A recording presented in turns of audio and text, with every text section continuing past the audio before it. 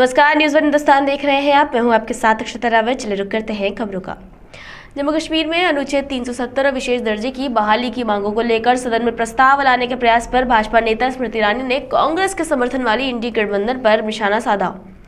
भाजपा नेता स्मृति ईरानी ने कहा कि भाजपा कार्यकर्ताओं के माध्यम से मैं भारत के नागरिकों को आश्वस्त करना चाहती हूं और भारतीय जनता पार्टी के गठबंधन के नेताओं को बताना चाहती हूं कि अनुच्छेद 370 को बहाल नहीं किया जाएगा और उनका भारतीय जनता पार्टी गठबंधन जम्मू और कश्मीर को भारत से अलग करने का प्रयास सफल नहीं होगा।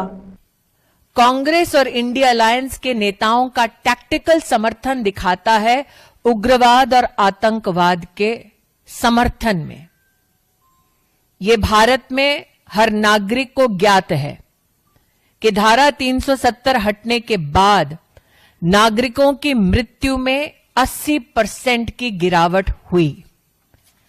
ये हर हिंदुस्तानी को ज्ञात है कि धारा 370 हटने के बाद जम्मू कश्मीर में आतंकी घटनाओं में 70% की कमी हुई। लोकतांत्रिक ढांचे के माध्यम से एक चुनी हुई सरकार विकास के मुद्दों पर काम करने की बजाय, भारत को जोड़ने की बजाय भारत को तोड़ने का प्रमाण दे रही है।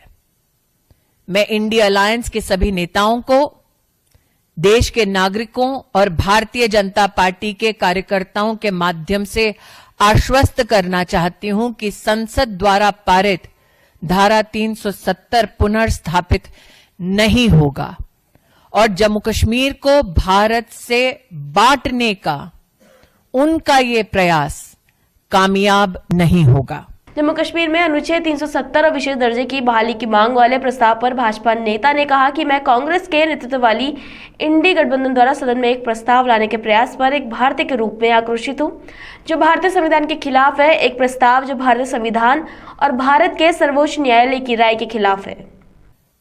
Today I stand as an Indian outraged at the attempt by the Congress-led India Alliance to bring to the floor of the House a resolution that stands against the Indian Constitution and the opinion of the Supreme Court of India.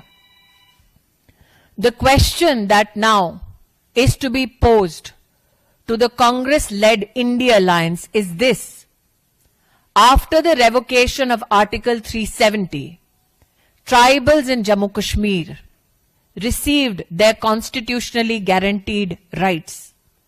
After the revocation of Article 370, the Dalit and OBC community in Jammu Kashmir received, after years of struggle, their constitutional rights. After the revocation of Article 370, women who were constitutionally guaranteed protection against abuse and violence received their constitutional protection. The resolution passed by the India Alliance led by the Congress Party brings to the fore many questions. Does the Congress-led India Alliance stand against tribal rights, Dalit rights, women's rights, children's rights? Everybody in India knows that after the revocation of Article 370, deaths of civilians, the numbers came down by 80%. Bureau report, news one Hindustan, Delhi. Bharat Delhi के अलीपुर थाना अंतर्गत झंगोला गांव में 2.5 साल के बच्चे की high tension का करंट लगने से मौत हो गई। जानकारी के मुताबिक परिवार खेत में काम करने के लिए गया हुआ था और बच्चा घर पर अपने परिवार के सदस्यों के साथ घर में मौजूद था, लेकिन वो खेलते खेलते छत पर चला गया और छत के ऊपर से ही हाई टेंशन की वायर गई हुई है। इससे पहले भी परिवार के 3 सदस्य इस हाई टेंशन वायर की चपेट में आ चुके हैं।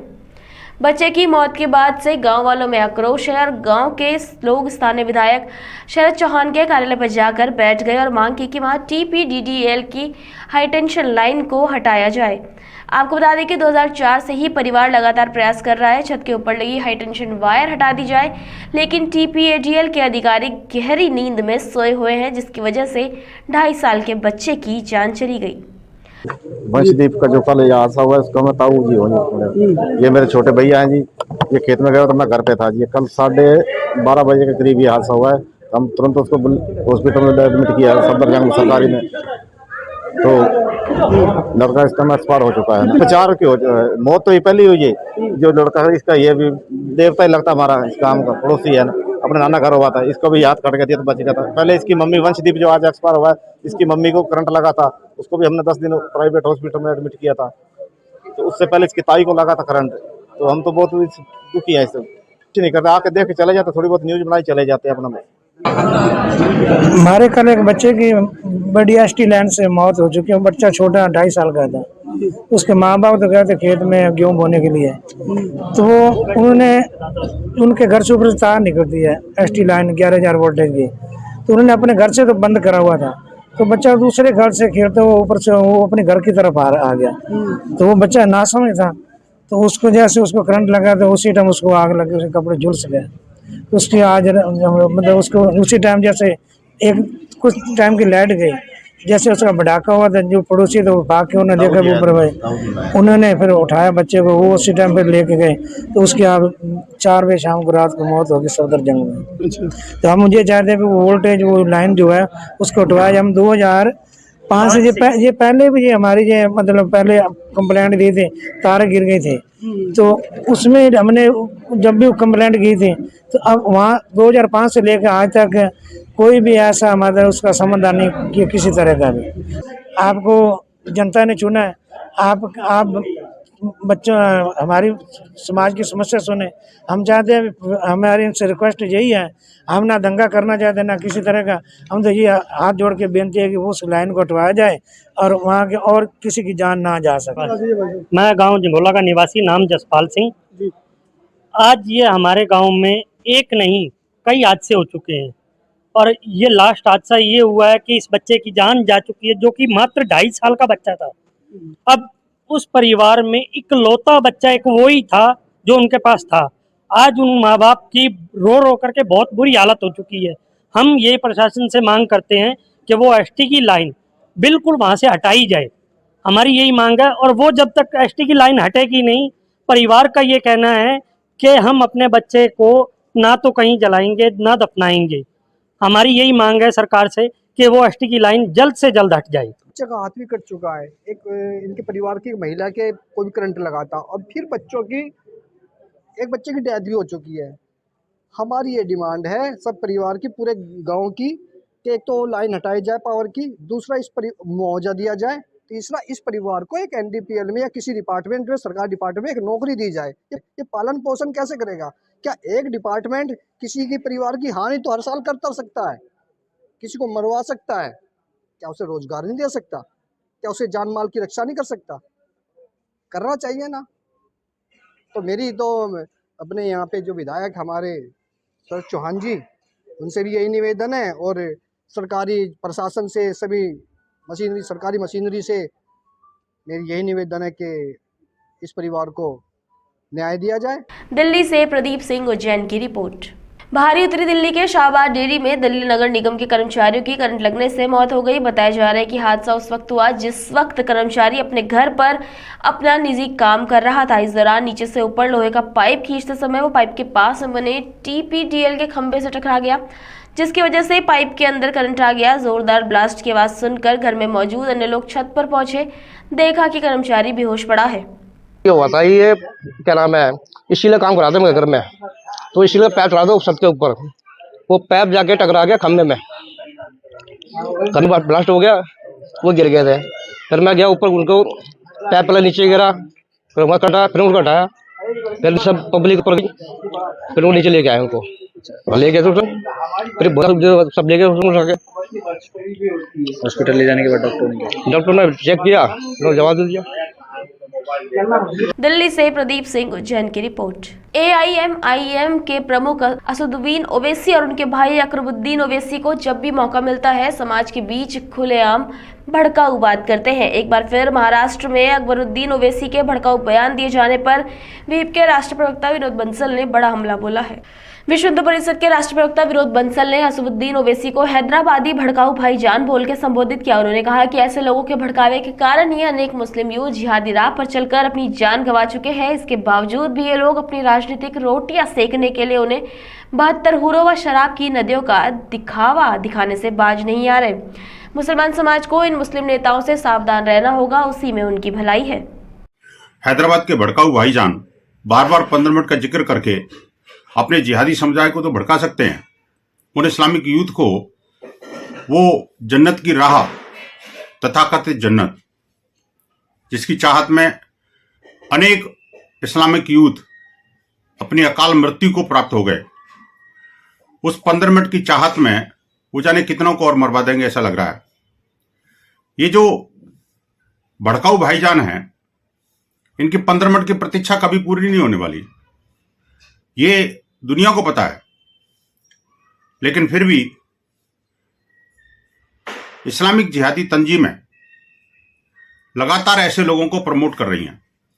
ये मुसलमान पार्टी मुसलमानों को ही आतंकवाद की राह पर धकेल करके और वो शराब की नदियां 72 हूरों का सपना दिखा करके भारत के विरोध में, हिंदू समाज के विरोध में और मानवता के विरोध में खड़ा करने का कुछ प्रयास तो कर सकते हैं, लेकिन इनके 15 मिनट कभी पूरे नहीं होंगे।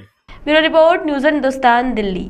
आम आदमी पार्टी के विधायक सोमनाथ भारती ने बीजेपी पर बड़ा आरोप लगाया है। बीजेपी ने डीडीए और दिल्ली पुलिस का दुरुपयोग करते हुए छठ व्रतियों के साथ दुर्व्यवहार किया। आप विधायक सोमनाथ भारती ने कहा कि बीजेपी ने जगह जगह छठ और पूर्वांचलियों के विरोध में कई सारे कारनामे किए।